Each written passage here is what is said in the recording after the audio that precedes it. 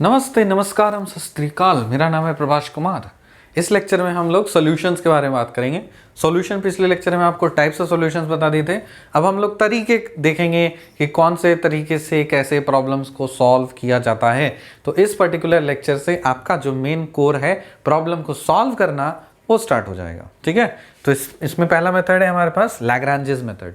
बहुत popular method है। इसके बाद फिर हम लोग ये कंप्लीट करने के बाद चारपिट्स मेथड में जाएंगे।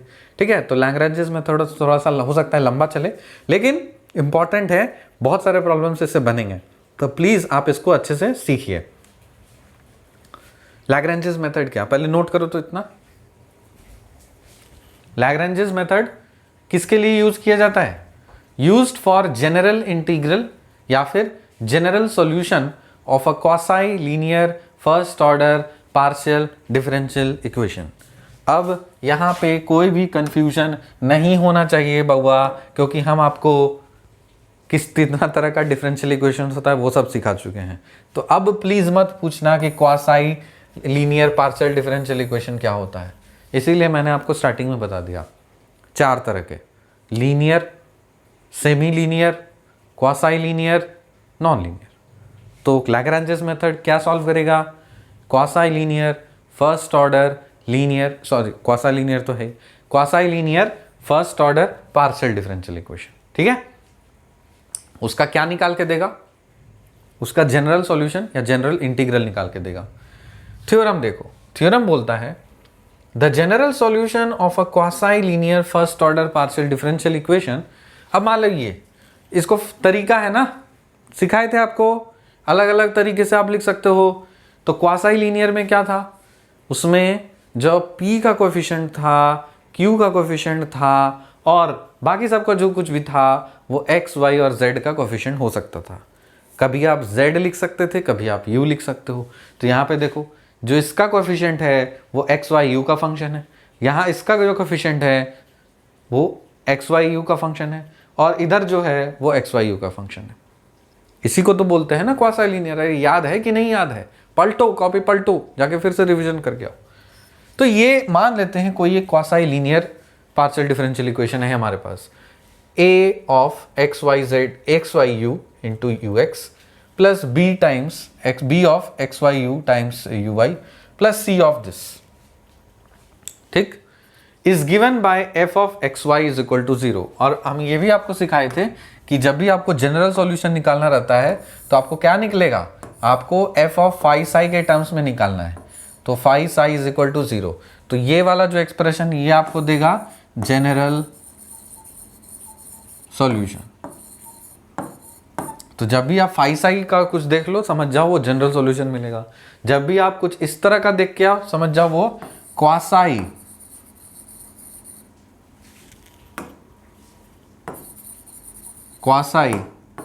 लीनियर पार्शियल डिफरेंशियल इक्वेशन है।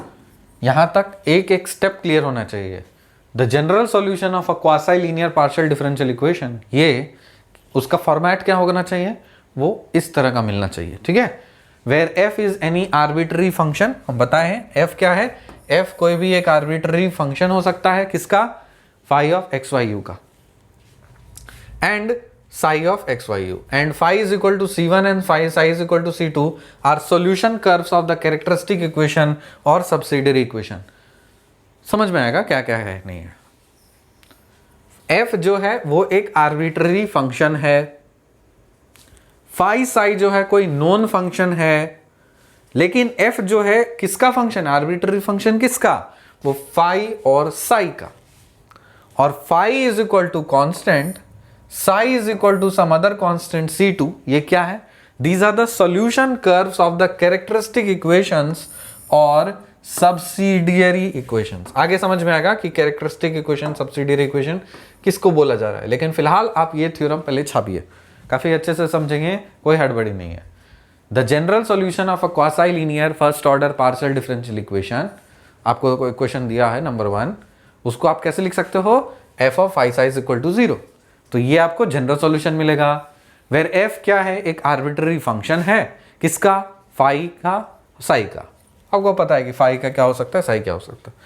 phi s equals to c1 and psi is equal to c2, ये क्या है? These are the solution curves of characteristic equations और subsidiary equations. ठीक है, characteristic equation और subsidiary equation कौन सा? ये वाला, इसको बोलेंगे dx by a is equal to dy by b is equal to dz by c. क्या करना है? इसका आपको कैरेक्टरिस्टिक इक्वेशन या फिर सब्सिडियरी इक्वेशन बनाना है. यहां पे देखो गौर से, देखो देखो देखो, ये है ना ux के साथ जो कुछ भी रहेगा a, उसको आप dx के नीचे लिखोगे, dy के नीचे क्या लिखोगे? ये लिखोगे, और dz के नीचे क्या लिखोगे? ये लिखोगे. ये चीज करना है. तो जब भी इस तरह का कुछ दिया रहे, उससे आप सबसे पहले क्या फ्रेम करोगे? एक कैरेक्टरिस्टिक इक्वेशन या फिर एक सब्सिडियरी इक्वेशन बनाओगे. dx by a is equal to dy by b is equal to dz by c. ठीक, तो यहां पे dx के जगह क्या लिखना है? ux मतलब p का कोएफिशिएंट जो कुछ भी है उसको यहां लिखना है. dy के नीचे क्या लिखना है? जो uy मतलब q का जो कोएफिशिएंट है उसको यहां लिखना है. और dz के नीचे क्या लिखना है? जो कुछ भी कचड़ा राइट हैंड साइड में रहे उसको यहां लिखना है. क्लियर है यहां तक? आगे बढ़ो. The solution curves defined by phi of x y u is equal to c1 and psi of x y u is equal to c2 are called the families of characteristic curves of one. The solution curves defined by ये वाला, ये क्या है? Solution curve मिलेगा. The solution curves this and this are called the families of characteristic curves of पहला वाला equation. ठीक, फिर आपको नोट करना है, ये इंपॉर्टेंट नोट है, आपका जो क्वासाई लीनियर डिफरेंशियल इक्वेशन है वो आप बहुत अलग अलग फॉर्मेट्स में लिख सकते हो. देखो मैंने सब फॉर्मेट में लिख के दिखाया है. पहला आप लिख सकते हो a of x y u times u of x u sorry ux plus b of x y u uy is equal to c of x y u. तो इसमें कोई फर्क पड़ा क्या? सम p है उसका कोएफिशिएंट है, q है उसका कोएफिशिएंट है, और is equal to right hand side में जो मर्जी हो. अब इस ux को तो हम zx भी लिख सकते हैं, uy को तो zy भी लिख सकते हैं, तो कोई दिक्कत नहीं. तो सेम चीज किया, बस ux को zx कर दिया, uy को zy कर दिया, बाकी सब कुछ सेम लिखा. अब इस चीज को यहां पे हम a of x y z नहीं लिख करके हम हो सकता है हम p कर दें, q कर दें, r कर दें. हम जो आपको स्टार्टिंग में बताए थे वो कैसा बताए थे? ये वाला बताए थे, याद आ रहा है ना? ये वाला बताए थे. लेकिन जरूरी नहीं कि आप यही होगा तो उसी को क्वासाई लीनियर बोलेंगे. फॉर्मेट सेम रहेगा. p है, q है, r है. p के साथ कुछ कोएफिशिएंट्स एक्स वाई जेड का, q के साथ कुछ कोएफिशिएंट जो कि फंक्शन है एक्स वाई जेड का, और राइट हैंड साइड में एक्स वाई जेड का कोई फंक्शन. अब इसी को लिखने के या तो ये लिखो, या तो ये लिखो, या तो ये लिखो. आपको अलग अलग बुक्स में अलग अलग फॉर्मेट मिल सकता है. क्वेश्चन में भी अलग अलग तरीके से पूछा जा सकता है, इसलिए सारे पॉसिबल तरीके मैंने आपको दिखा दिए. अब हो सकता है कोई ये नहीं लिख करके हो सकता है डो जेड डो एक्स कर दे, है ना? यहाँ पे सपोज हम एग्जाम्पल के लिए बता दे रहे हैं, इसके जगह पे हो सकता है कुछ कर दे, मान लो a times a of x y u times doe u doe x, कोई ऐसे भी लिख सकता है. और b times doe u doe y, कुछ ऐसे भी लिख सकता है, और इज इक्वल टू सी. अब यहाँ पे ए बी सी को कांस्टेंट ट्रीट मत कर देना. यहाँ पे कहने का यही मतलब है कि ये सारे फंक्शंस हैं, तो ये तो सेल्फ अंडरस्टूड है. ठीक, हो सकता है कि यहाँ पे कर दे क्या, हम p times p plus, sorry p नहीं लिखेंगे, यहाँ पे हम लिखेंगे capital P times doe z by doe x plus capital Q times doe z by doe y is equal to r. कुछ ऐसे भी लिखा जा सकता है. तो मैंने सारे पॉसिबिलिटी केसेस आपको दिखा दिए. आपको आइडेंटिफाई करना आना चाहिए कि लीनियर कौन सा है, सेमी लीनियर कौन सा है, क्वासाई लीनियर कौन सा है, और नॉन लीनियर कौन सा है. ठीक है, चलिए इसमें हम लोग 3 तरीके से सीखेंगे, 3 मेथड्स. पहला मेथड है मेथड 1, देखो ध्यान से. Let p of x y z z x plus q of x y z z y is equal to r of x y z. ये कोई एक quasi linear partial differential equation है. तो इसमें सबसे पहले फ्रॉम लैग्रांजेस कैरेक्टरिस्टिक इक्वेशन और Lagrange's subsidiary equations आपको ये बनाना पड़ेगा. क्या? इस वाले डिफरेंशियल इक्वेशन को देख करके आपको एक सब्सिडियरी इक्वेशन बनाना पड़ेगा जिसको नाम दिया गया है लैग्रैंज का कैरेक्टरिस्टिक इक्वेशन या फिर लैग्रैंज का सब्सिडियरी इक्वेशन। क्या करना है, dx के नीचे zx का कोएफिशिएंट लिखना है, dy के नीचे zy का कोएफिशिएंट लिखना है और dz के नीचे r लिखना है। लिख दिया तो dx by P, dy by q, dz by r। बात आ गई समझ में? ठीक है, अगला स्टेप देखो। अगले स्टेप में find two linearly independent solutions phi and psi of the above subsidiary equations, comparing ratios, compare y and any two, क्या लिखा हुआ है, comparing any sets of two sets of ratios, यहां पे 2 है, any by comparing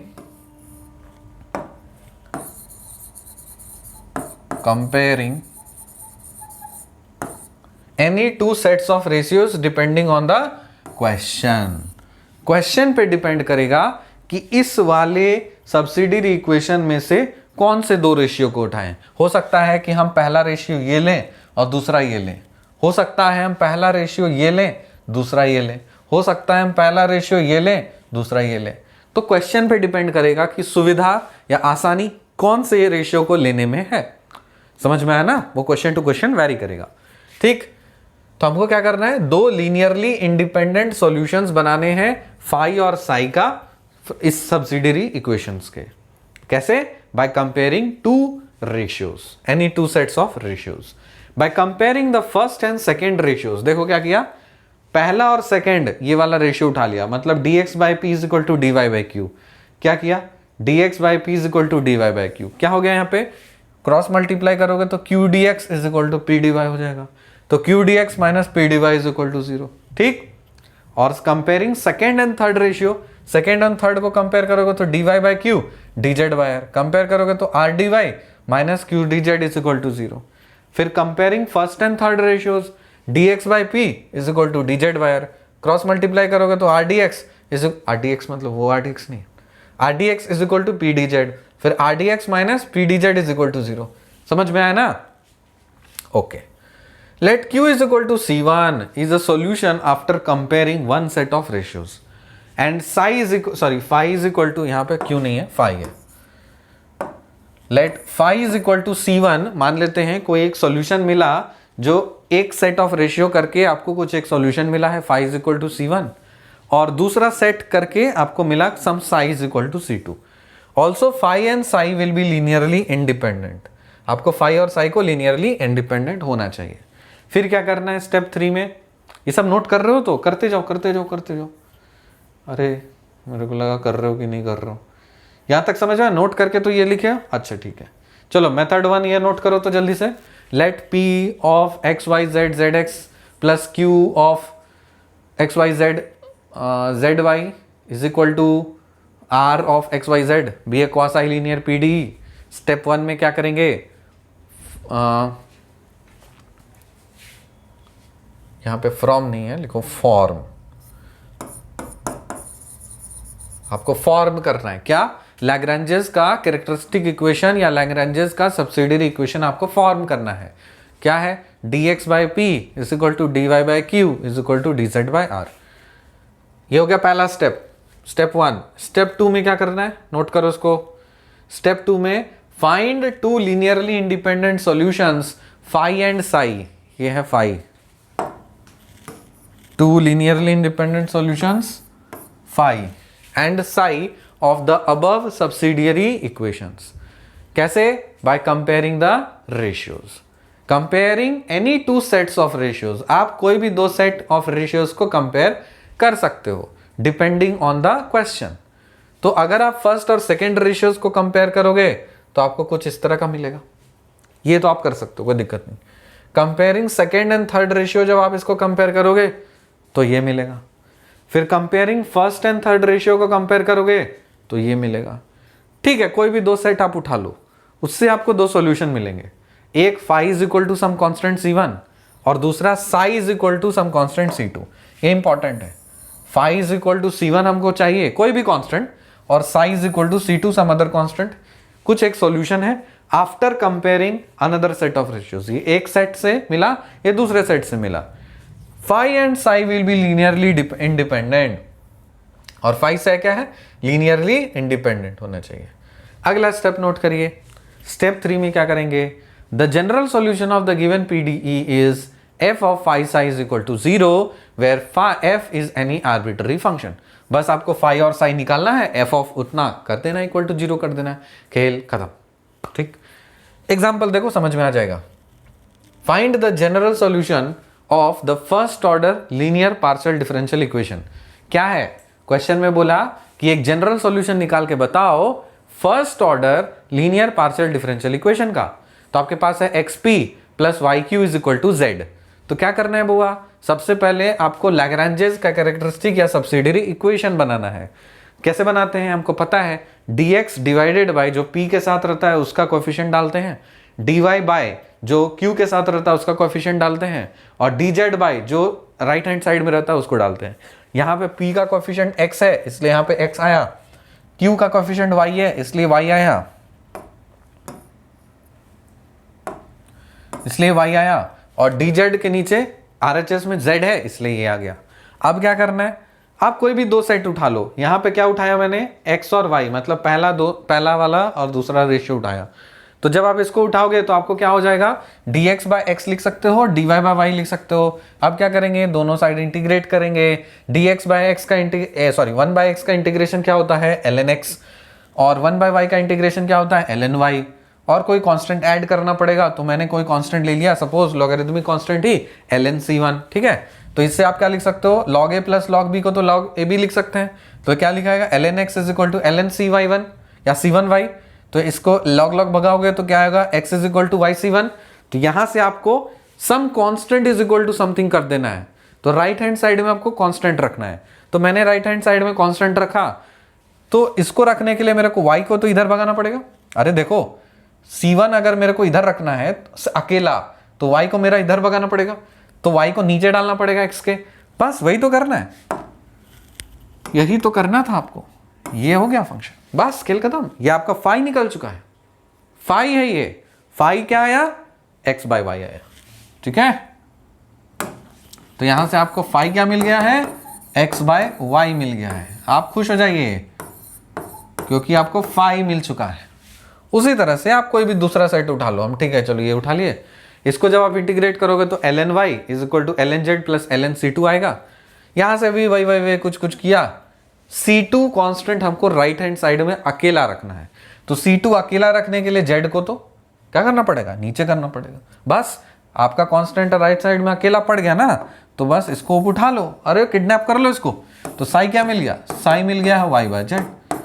खेल खत्म। इसमें भी आप खुश हो जाइए क्योंकि आपको साई मिल चुका है। ठीक है, तो आप क्या लिख सकते हो, f of phi psi is equal to 0। बस फाई के जगह पे x y y डालो, साई के जगह y बाय z डालो is equal to 0 where f is any arbitrary function. और जब भी f of something is equal to 0 होता है तो उसी को तो हम लोग जनरल सॉल्यूशन बोलते हैं ना भैया बहना, है कि नहीं। अरे मुन्ने क्या है ये हो गया ना जनरल सॉल्यूशन। ठीक, अब बोलेगा एक सवाल उठता होगा, सर यहाँ पे आपने वाई जेड ले लिया, पहले में आपने एक्स वाई ले लिया, तो सर हम क्या एक्स और जेड नहीं ले सकते ना। हाँ बिल्कुल ले सकते हो सकता है तुम्हारा कुछ और आंसर आए, तो एक थोड़ी ना आएगा, अलग अलग लेंगे तो अलग अलग लाएगा। तो लैग्रेंजेस पे डिपेंड करता है ना कि कौन सा क्या लिया है, कौन स्टूडेंट क्या लिया है, तो वो भी सही है, कोई दिक्कत नहीं। ठीक, अगला मेथड देखिए। मेथड 1 क्लियर हो गया था, काफी आसान मेथड था। अगला मेथड देखो, मेथड 2 में क्या लिखा हुआ है, let p of x y u z x plus q of x y z z y is equal to r x y z be a quasi linear pd। अब तुम्हें काफी अच्छी तरह से क्लियर हो जाना चाहिए कि लीनियर pd क्या होता है, सेमी लीनियर pd क्या होता है, क्वासाई लीनियर pd क्या होता है, नॉन लीनियर pd क्या होता है। कोई भी क्वेश्चन दिया रहे झट से अब आइडेंटिफाई तो कर सकते हो, देख के ही तुमको लग रहा है कि क्वासाई है, अच्छी बात है। स्टेप 1 में क्या करना है, same form Lagrange's subsidiary equations, from नहीं है फॉर्म है, यहां पे है फॉर्म। पहला स्टेप सेम है, इसमें कोई अंतर नहीं है, कोई भी छेड़खानी नहीं है। सबसे पहले आपको तो यही करना ही है कि आपको लैग्रेंजेस का सब्सिडियरी इक्वेशंस बनाना है। अगला स्टेप में आपको दो लीनियरली इंडिपेंडेंट सॉल्यूशंस फाई और साई निकालने हैं सब्सिडियरी इक्वेशन की तरह। और इस case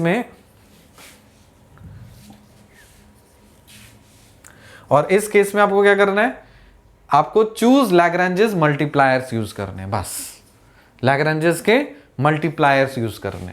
we choose 3 multipliers LMN such that LP plus MQ plus NR is equal to, आपको 3 मल्टीप्लायर हम सिखाएंगे, तरीका हड़बड़ाना नहीं है। LMN 3 को मल्टीप्लायर है। कौन सा मल्टीप्लायर? लैग्रेंज। क्यों? क्योंकि उन्होंने ये मेथड दिया है, इसलिए उनके नाम के ऑनर में, उनको इज्जत देने के लिए वो जो तरीका है उसको बोला गया लैग्रेंजेस मल्टीप्लायर्स। तो कुछ 3 LMN लैग्रेंजेस मल्टीप्लायर्स हम लोग ऐसा चुनेंगे, ऐसा सेलेक्ट करेंगे जिससे L इंटू कैपिटल P, ध्यान रहे कैपिटल P है, L into capital P plus M into capital Q plus N into capital R, अगर हम मल्टीप्लाई करके ऐड करें तो वो शून्य हो जाए। क्या हो जाए? शून्य हो जाए। ठीक है, तो देखो यहां पे हम 3 रेशियो तो है, साथ ही साथ एक और रेशियो हमको जरूरत पड़ेगा, एक और रेशियो जरूरत पड़ेगा। तो यहां पे क्या करेंगे हम, dx by p is equal to dy by q dz by. पहले मेथड में हम लोग बस इतना ही तक सीमित रह रहे थे, लेकिन इस वाले मेथड में जरूरत पड़ने पे हम लोग एक और रेशियो नया निकालेंगे। क्या? कि LDX plus MDY plus NDZ divided by LP plus MQ plus NR। ठीक है, अरे वही चीज लगाओ, कॉम्पोनेंडो डिविडेंडो जो बोला जाता है। L को मल्टीप्लाई कर दिया, M को मल्टीप्लाई कर दिया, N को मल्टीप्लाई कर दिया, न्यूमरेटर को ऐड कर दिया, L को मल्टीप्लाई, M को मल्टीप्लाई, N को मल्टीप्लाई और जोड़ दिया। ठीक, ये रेशियो हो गया। लेकिन इसमें मैंडेटरी कंडीशन यही ध्यान रखना है आपको कि इसमें जो डिनोमिनेटर है ये आपका 0 होना चाहिए। माइंड इट कि यहां पे डिनोमिनेटर 0 वो वाला चीज नहीं है, रेशियो के टर्म्स में लिखा हुआ है। ठीक है, तो यहां पे ऐसे मत कर देना सर ये इसको 0 कर देंगे तो दुनिया खत्म हो जाएगी, आपने बोला था सर किसी भी चीज से आप 0 से डिवाइड करोगे तो अनडिफाइंड होता है। हाँ मैंने बोला था, जाहिर सी बात है, आप किसी भी चीज को 0 से डिवाइड करोगे तो अनडिफाइंड होगा ही, लेकिन ये बाबू रेशियो के टर्म्स में है। तो आपको इस तरह से आपको LMN फाइंड करना है ताकि जो आपका LP plus MQ plus NR वाला जो टर्म है ये 0 बन जाए, हमको इससे मतलब है। ठीक है, आप सीखेंगे, इसको तरीका देखेंगे, आपको ये बन जाए 0। ठीक है, तो ये आपका एक प्रिलिमिनरी कंडीशन था कि ये कंडीशन 0 होना ही होना है। तो तुम्हारे जो डाउट है उसका सुन लो मेरी बात, कि बोलोगे सर यहां पे तो हम 0 कर रहे हैं ना, तो इसका तो कोई सेंस बनता नहीं। तो अगर ये 0 है तो जाहिर सी बात है इसको भी तो 0 होना ही पड़ेगा। अरे होना ही पड़ेगा ना, अगर ये 0 है तो इसको भी तो 0 होना ही पड़ेगा। ठीक है, रेशियोज के टर्म्स में बात हो रही है, नॉर्मल इधर उधर नहीं है। ठीक है, आप नहीं समझ में आ रहा है तो आप प्लीज यही फोकस कर लीजिए, यही याद करिए, आपको ऑटोमेटिकली समझ में आ जाएगा। डिनोमिनेटर ये वाला जो चीज है इसको आपको कंडीशन यही है 0, लेकिन यही कंडीशन से आपको एक और कंडीशन जनरेट होता है कि अगर ये 0 है तो जाहिर सी बात है आपको इसको भी 0 होना ही पड़ेगा। इसीलिए आप क्या बोल सकते हो, LDX plus MDY plus NDZ is equal to 0। And solving it, we get a solution phi. For psi, Lagrange's multiplier and comparison of ratios. ठीक है, अब तरीका देखो, यहां तक तो आ गई बात समझ में? ठीक है, इसका सॉल्यूशन देखते हैं, एग्जाम्पल से क्लियर होगा। देखो यहां, इसको नोट करो तो क्या लिखा हुआ है, find the general solution of first order quasi linear partial differential equation u of xy times ux plus u of xy minus x minus y uy is equal to x square plus y square. ठीक है, क्या है ये, find the general solution of first order quasi linear partial differential equation. ये first order quasi linear first order partial differential equation है, p into some coefficient q into some coefficient is equal to something something. ठीक, तो ये लिखा u of x plus y, u of x minus y और x square plus y square. तो सबसे पहला step क्या होता है? सबसे पहला स्टेप होता है कि आप लैग्रेंजेस का सब्सिडियरी इक्वेशन बनाइए, कैरेक्टरिस्टिक इक्वेशन बनाइए। कैसे बनाते हैं?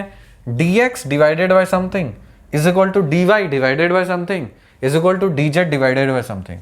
ये समथिंग समथिंग क्या है? जो p के साथ रहता है कोएफिशिएंट उसको यहाँ पे आता है, जो q के साथ रहता है वो यहाँ आता है, जो RHS में होता है वो यहाँ आता है। सिंपल। अगला स्टेप में क्या करना है?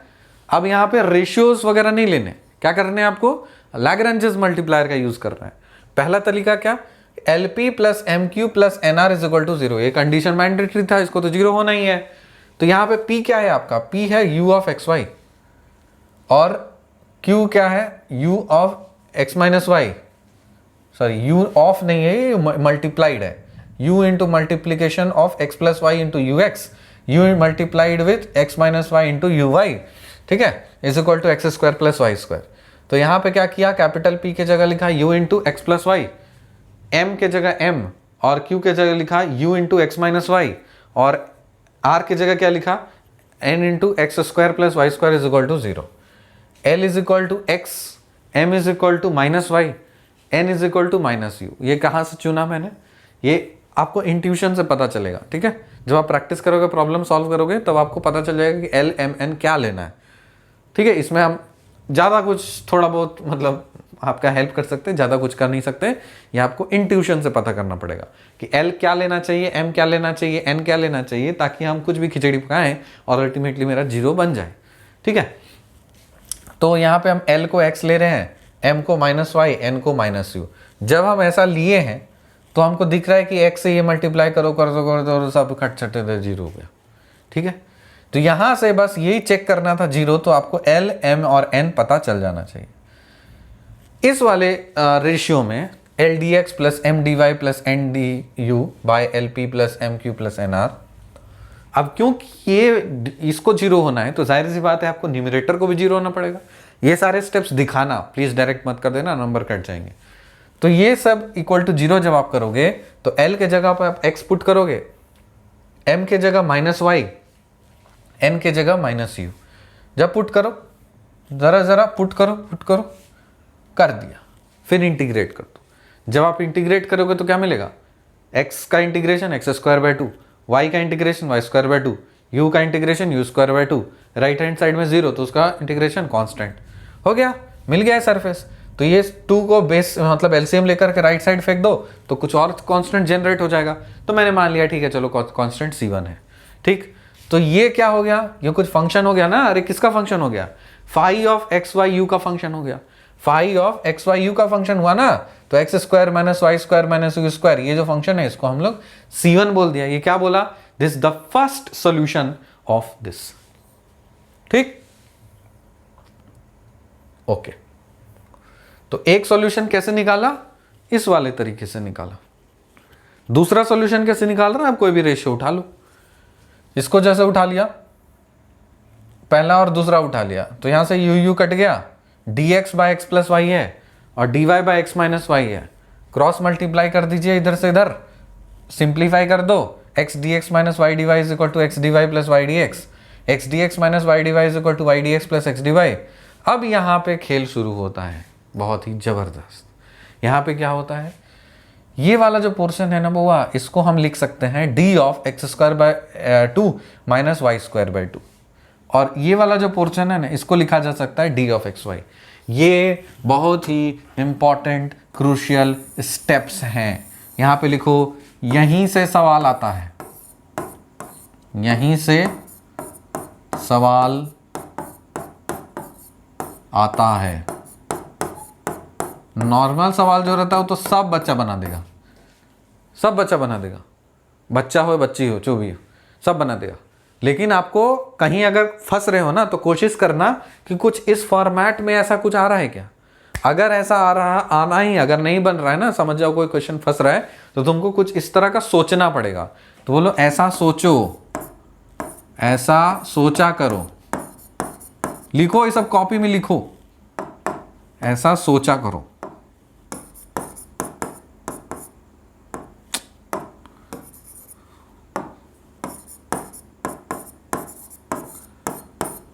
ऐसा सोचो, think like this. You should think like this. कि if I'm not able to solve a problem, so is there any some alternative way such that I could do some falana dhimka and just convert into this format? Do this. It's going to help you a lot. ठीक, अब बस integrate कर देना भाई, कर दो integrate. D of इसका integration तो यही मिलेगा, डी ऑफ इसका इंटीग्रेशन यही मिलेगा, खेल खत्म. अगला मिल गया फंक्शन आपको C2 is equal to something. फिर 2 ले लो, कुछ लेना है, जो कुछ भी ले लो, सबको फेंक दो उधर, तो C2 की जगह को C3 आ गया. तो ये जो बना है ये क्या है, सेकंड सॉल्यूशन मिल गया. Phi is equal to something, psi is equal to something. अरे यही तो चाहिए था आपको. फाई साई है, F of phi psi is equal to 0 होता है ना. सो एफ ऑफ फाई की जगह लिखा मैंने x square minus y square minus u square, और साई की जगह लिखा है मैंने x square minus y square minus 2xy is equal to 0. So where F is any arbitrary function. Clear हो गया, समझ में आ गया, वेरी गुड. चलो जब पानी पी के आओ, थोड़ा सा ब्रेक ले लो, मेथड 3 में बढ़ते हैं आगे. इसको नोट करो, पॉज करो वीडियो, जाओ वॉशरूम जाओ, टॉयलेट जाओ, पानी पी के जाओ, थोड़ा इधर उधर करके आओ, क्योंकि हैवी हो जाएगा. 3 मेथड है, इसके बाद लेक्चर करेंगे क्लोज, चिंता नहीं करने का. मेथड 3 में क्या है, स्टेप 1. सबसे पहले तो लैग्रेंजे का कैरेक्टरिस्टिक इक्वेशन बनाना ही बनाना है, कोई ऑप्शन ऑल्टरनेटिव नहीं है, आपको बनाना ही है. अगला स्टेप में find 2 linearly independent solutions phi and psi of subsidiary equations. इसमें भी आपको क्या करना है, लैग्रेंजेस मल्टीप्लायर यूज करने हैं और आपको फाई साई इक्वेशंस बनाने हैं. For any 3 Lagrange's multiplier m n n we have dx by p, dy by q, dz by r, ldx plus mdy plus ndz, lp plus mq plus nr. और आपको पता है कि क्या करना होता है, बस ये. ठीक, इसमें देखो समझ में आ जाएगा क्या है. इसमें 2 ही चीज करना है. Find the general solution of first order linear partial differential equation. इसमें क्या बोला, x square u x plus y square u y is equal to u into x plus y. तो लैग्रेंजेस का बनाओ सब्सिडियरी इक्वेशन. क्या करना होता है, dx डिवाइडेड बाय इसके साथ जो कोएफिशिएंट होता है, dy डिवाइडेड बाय इसके साथ जो कोएफिशिएंट होता है, dz डिवाइडेड बाय इधर जो कुछ भी होता है, कर दिया. अब मुझे अच्छी तरह से पता है लैग्रेंजे मल्टीप्लायर मेरे को यही लेना पड़ेगा ताकि 0 कुछ हो जाए. ठीक, तो क्या करेंगे हम, LDX plus MDY plus NDY divided by LP plus MQ plus NR. तो क्या किया मैंने, ये वाला चीज लिया, क्या हो जाएगा 1 into dx plus minus 1 into dy plus 0 into x plus y. फिर यहाँ पे क्या हो जाएगा 1 into x square plus minus 1 into y square plus 0 into this हो जाएगा. तो क्या लिखा गया है, dx minus dy divided by x square minus y square. इसको लिखा जा सकता है d of x minus y. तो यहाँ पे आपको क्या मिल गया है, dx by x square is equal to dy by y square is equal to du by u into x plus y is equal to d of x minus y by x minus y का whole square. अब इस दोनों चीज को आप उठा लीजिए, यहाँ पे आप इसको और इसको आप कैंसिल कर सकते हैं, क्योंकि x square minus y square की जगह x plus y x minus y आता है.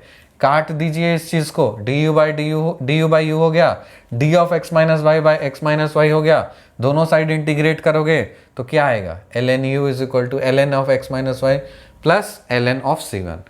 सो u divided by x minus y is equal to c1. तो ये क्या मिल गया, फाई ऑफ दिस मिल गया. उसी तरह से एक और चीज उठा लो, पहला 2 उठा लो, उस दिनों को फिर से आप इंटीग्रेट करो, कुछ सिंप्लीफाई, नोट करो इसको, कुछ सिंप्लीफाई करोगे तो इस तरह से सिंप्लीफाई करते करते आपका सिंप्लीफाई हो जाएगा. तो आपको साई मिलेगा x minus y by x y is equal to c2. 2 अलग अलग फंक्शंस मिल गए, phi of psi, phi psi is equal to 0, और यहाँ पे क्या हो जाएगा u by x minus y और x minus y by x y is equal to 0.